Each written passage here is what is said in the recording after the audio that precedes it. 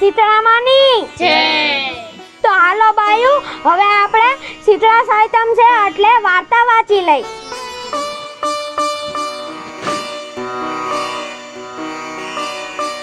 અરે સંજુ દીકરા, આમાં મને કઈ હોજતું નથી. આલે તું આજ વાર્તા વાંચી લે. હા બા. તો હવે આપણે શીતળા માની વાર્તા ચાલુ કરી. બોલો જય શીતળા માં. જય શીતળા માં. શ્રાવણ વદ સાતમના દિવસે સૌભાગ્યવતી સ્ત્રીઓ આ વ્રત કરે છે. વ્રત કરનાર સવારે વહેલા ઉઠીને ઠંડા પાણીથી સ્નાન કરે છે. આખો દિવસ રાંધણ છઠનું રાંધેલું ટાઢું ખાય છે. એ દિવસે ચૂલો સળગાવવો નહીં. ઘીનો દીવો કરી શીતળા માની વાર્તા સાંભળવી. એક ગામમાં ડોશીમાં પોતાના 2 દીકરા વહુઓ સાથે રહેતા હતા. તેમાં મોટી વહુ ભારે અદેખી અને નાની વહુ સીધી સાદી હતી. બંને દેરાણી જેઠાણીને એક દીકરો હતો. રાંધણ છઠનો દિવસ આવ્યો. નાની વહુ શીતળા સાતમનું વ્રત કરવા માટે રાંધણ છઠને દિવસે રાંધવા બેઠી કે જેથી બીજે દિવસે ટાઢું જમી શકાય. તેનો દીકરો ઘોડિયામાં સૂતો હતો. નાની વહુને રાંધતા રાંધતા મધરાત થઈ ગઈ તો હજી રાંધવાનું બાકી હતું. એટલામાં દીકરો રડવા લાગ્યો. એટલે નાની વહુએ રાંધવાનું પડતું મૂકીને છોકરા પાસે ગઈ અને આડે પડખે સૂતા દીકરાને ધવડાવવા લાગી કે ધવડાવતા ધવડાવતા તેની આંખ મળી ગઈ અને તે સૂઈ ગઈ. રસોડામાં ચૂલો સળગતો રહ્યો. મધરાત થતા શીતળામાં ફરવા નીકળ્યા. નાની વહુના ઘરમાં ચૂલો સળગતો જોઈ તેઓ ગુસ્સે થયા. તેઓ તેમાં આળોટ્યા અને દાજ્યા. તેમણે શ્રાપ આપ્યો, જેવું મારું શરીર બળ્યું તેવું તારું પેટ બળજે. શીતળામાં તો શ્રાપ આપીને ચાલ્યા ગયા. નાની વહુએ સવારે ઉઠીને જોયું તો પોતાના પડખામાં સૂતેલો બાળક બળીને ભડથું થઈ ગયેલો હતો. તેને પોતાની ભૂલ સમજાઈ. તેને લાગ્યું નક્કી શીતળામાં કોપમાન થયા છે. આથી તે રડવા લાગી અને માથું કૂટવા લાગી. તેને રડતી સાંભળી એની જેઠાણી અને સાસુ દોડતા દોડતા ત્યાં આવી પહોંચ્યા. તેઓ દીકરાને જોઈ બોલ્યા, નાની વહુ, રાતે તું ચૂલો સળગાવતો મૂકીને સૂઈ ગઈ, તેથી જ શીતળામાં તારી ઉપર કોપમાન થયા છે. તું તારા છોકરાને લઈ શીતળામાને ડેરી પાસે જા અને તારી ભૂલ કબૂલ કરીને એમની માફી માંગ. માં તારી ઉપર દયા કરશે. નાની વહુ તો છોકરાને ટોપલામાં નાખી ચાલી નીકળી. રસ્તામાં એક તળાવ આવ્યું. નાની વહુ તળાવ પાસે ટોપલો ઉતારી તળાવમાં પાણી પીવા ગઈ કે તળાવમાંથી અવાજ આવ્યો, બાઈ, તું આ તળાવનું પાણી પીશ તો તું મરી જઈશ. તું શા માટે રડે છે? એટલામાં નાની વહુ બોલી, શીતળામાં મારી ઉપર કોપમાન થયા છે એટલે તેમણે મારા છોકરાને બાળી મૂક્યો. હું તેમની માફી માંગવા જાઉં છું. બહેન, તું શીતળામાં પાસે જઈશ તો મારું પણ પૂછતી આવજે ને. અમે એવા તે શું પાપ કર્યા હશે કે કોઈ અમારું પાણી જ પીતું નથી, અને જો કોઈ ભૂલે ચૂકે પી લે છે તો તે મરી જાય છે. નાની વહુએ તો પાણી પીધા વગર ટોપલો માથે ચડાવ્યો અને રડતી રડતી આગળ ચાલવા લાગી. આગળ જતા રસ્તામાં તેને 2 આખલા મળ્યા. તેમના ગળામાં ઘંટીનું એક પડ હતું. તેઓ લડતા હતા. નાની વહુને જોઈ આખલાઓ બોલ્યા, બહેન, તું કેમ રડે છે? શીતળામાં મારી ઉપર કોપ્યા છે એટલે માફી માંગવા જાઉં છું. તો બહેન, શીતળામાને અમારું પણ પૂછતી આવજે ને કે અમારા કયા પાપને લીધે અમારા ગળામાં ઘંટીના પડ બાંધ્યા છે અને અમે શા માટે લડ્યા કરીએ છીએ. સારું કહી નાની વહુ ત્યાં આગળ ચાલી. થોડેક દૂર ગઈ ત્યાં એક બોરડીના ઝાડ નીચે એક મેલી ગેલી ડોશીમાં માથું ખંજવાળતા બેઠા હતા. એને જોઈ ડોશીમાં બોલ્યા, બહેન ક્યાં જાય છે? જરા મારું માથું જોતી જાને. નાની વહુ દયાળુ હતી. તેને શીતળામાની ડેરીએ જવાની ઉતાવળ હતી, છતાં તે પોતાના છોકરાને ડોશીમાના ખોળામાં મૂકી તેમનું માથું જોવા માંડી. વહુએ ડોશીમાના માથામાંથી ઘણી લીખું અને ટોલા કાઢ્યા. આથી ડોશીમાના માથાની ખંજવાળ ઓછી થઈ.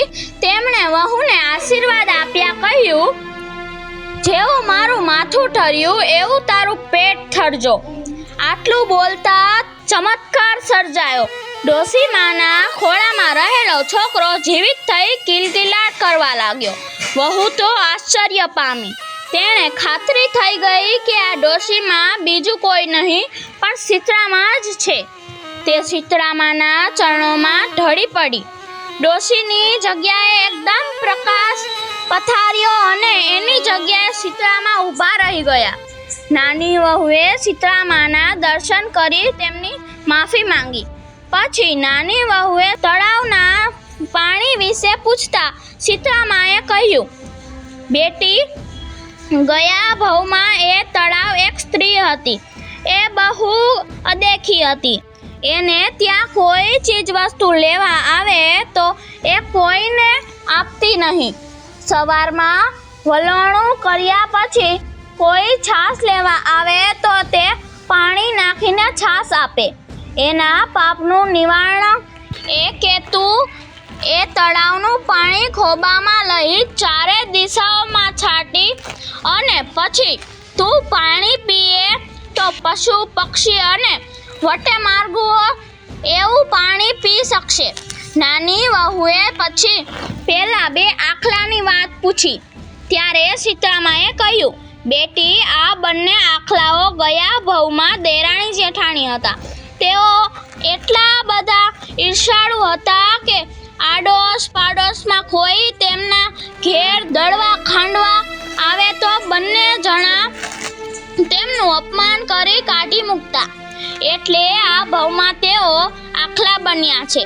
તું એમની પાસે જઈને ગળામાં રહેલા ઘંટીના પડ છોડી નાખે તો તેઓ સંપીને રહેશે. આટલું કહી શીતળામાં અંધ્યાન થઈ ગયા. નાની વહુ રાજી થઈ. પોતાના દીકરાને લઈ પાછી વળી. રસ્તામાં તેને પેલા બે આખલાઓ મળ્યા. વહુએ તેમની શીતળામાની વાત કહી સંભળાવી અને ગળેથી ઘંટીના પડ છોડી દીધા. આથી તેઓ લડતા બંધ થઈ ગયા. આગળ જતા પેલું તળાવ આવ્યું. વહુ તળાવ પાસે આવી શીતળામાની વાત કહી સંભળાવી. પછી તેમના શ્રાપનું નિવારણ માટે તળાવમાંથી ખોબો ભરી પાણી લઈ ચારે દિશાઓમાં છાંટ્યું. પછી તે તળાવનું પાણી પોતે પીધું. ત્યાં તો ચારે દિશાઓમાં પક્ષીઓ પાણી પીવા માટે આવવા માંડ્યા. પછી નાની વહુ છોકરાને લઈને પોતાના ઘેર આવી. ઘેર આવીને તેણે પોતાના છોકરાને સાસુમાના ખોળામાં મૂકી દીધો. સાસુમા તો છોકરાને જીવિત જોઈ રાજી રાજી થઈ ગયા. પરંતુ અદેખી જેઠાણીને આ ગમ્યું નહીં. સાસુએ પૂછ્યું, વહુ બેટા, આ બધું કેવી રીતે બન્યું? ત્યારે નાની વહુએ તેમણે સઘળી હકીકત જણાવી. બીજા શ્રાવણ માસમાં રાંધણછઠ આવી ત્યારે જેઠાણીને થયું કે હું પણ દેરાણી જેવું કરું. આથી મને પણ શીતળામાના દર્શન થશે. રાંધણછઠને દિવસે જેઠાણી જાણી જોઈને ચૂલો સળગતો મૂકી સૂઈ ગઈ. મધરાત થતાં શીતળામાં ફરવા આવ્યા. તેઓ જેવા ચૂલામાં અડટ્યા અને કે દાજ્યા. એમણે શીતળામાએ જેઠાણીને શ્રાપ આપ્યો, જેણે મને બાળી છે એનું અંતર બળશે. બીજે દિવસે સવારે ઉઠીને જેઠાણીએ ઘોડિયામાં જોયું તો છોકરો બળીને ભડથું થઈ ગયો હતો. આ બનાવથી જેઠાણી દુઃખી થવાને બદલે રાજી થઈ ગઈ. તે તો દેરાણી માફક છોકરાને ટોપલામાં નાખી ચાલવા લાગી. રસ્તામાં તેને પેલું તળાવ મળ્યું. જેઠાણી પણ ટોપલો નીચે મૂકી પાણી પીવા ગઈ. ત્યાં એક અવાજ સાંભળ્યો. પાણી પીશ નહીં, નહીંતર મરી જઈશ. જેઠાણીએ પાણી પીધું નહીં એટલે તળાવે પૂછ્યું, બહેન તું ક્યાં જાય છે? જેઠાણીએ કહ્યું, હું ગમે ત્યાં જાઉં, તારે શી પંચાત? આમ કહી તે પાણી પીધા વગર ચાલતી થઈ. આગળ જતા બે આખલા મળ્યા. તેમણે પણ જેઠાણીને કહ્યું, બહેન તું ક્યાં જાસ? આ સાંભળી જેઠાણી ગુસ્સે થઈ ગઈ અને મોં મચકતા બોલી, હું ગમે ત્યાં જાઉં, તમારે શી પંચાત? આ સાંભળી આખલા કાંઈ બોલ્યા નહીં અને જેઠાણી તો ટોપલો લઈ આગળ ચાલી નીકળી. આગળ જતા રસ્તામાં પેલી મેલી ઘેલી ડોસી મળી. તે માથું ખંજવાળતી હતી. એણે જેઠાણીને કહ્યું, બહેન મારું માથું જોઈ આપને. આ સાંભળી જેઠાણી બોલી, હું કાંઈ તારા જેવી નવરી છું કે તારું માથું જોઈ આપું? હું તો શીતળામાને શોધવા જાઉં છું. આમ કહીને ચાલી નીકળી. તે છોકરાને લઈ ખૂબ જ રખડી. ક્યાંય શીતળામાનો ભેટો ન થયો. આખરે કંટાળીને તે મરેલા છોકરાને લઈ પાછી આવી. દેરાણી ભક્તિભાવવાળી અને દયાળુ હતી, તેથી તે સુખી થઈ. જેઠાણી તેના સ્વભાવને લીધે તેનો દીકરો ખોઈ બેઠી. હે શીતળામા, તમે જેવા દેરાણીને ફળ્યા એવા તમારી ભક્તિ કરનાર સૌને ફળજો. જય શીતળામા. જય શીતળામા.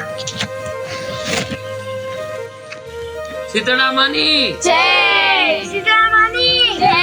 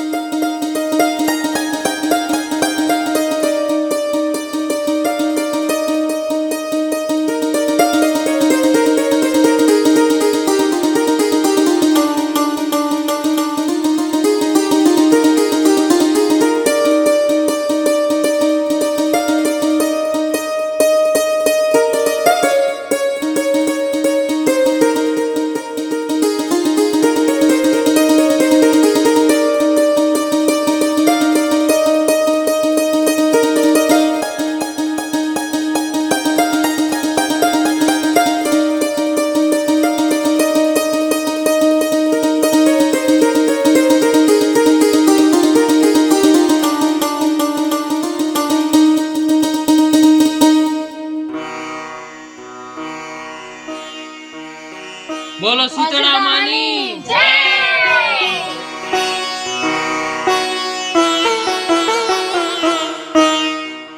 હેલો મિત્રો, છું ખુશી ચારલિયા. નમસ્કાર, હું છું સંજના ચારલિયા. નમસ્કાર, હું છું સેજલ ચારલિયા. નમસ્કાર, હું છું સાજન ચારોલિયા. હેલો મિત્રો, હું છું રોહન ચારોલિયા. નમસ્કાર, હું છું સંગીતાબેન ચારોલિયા. જો તમને અમારો વિડિયો ગમતા હોય તો લાઈક કરો, શેર કરો, અમારી ચેનલ સૂર્ય સિનેલ કૃપા ઓફિશિયલ ચેનલને સબસ્ક્રાઇબ કરો.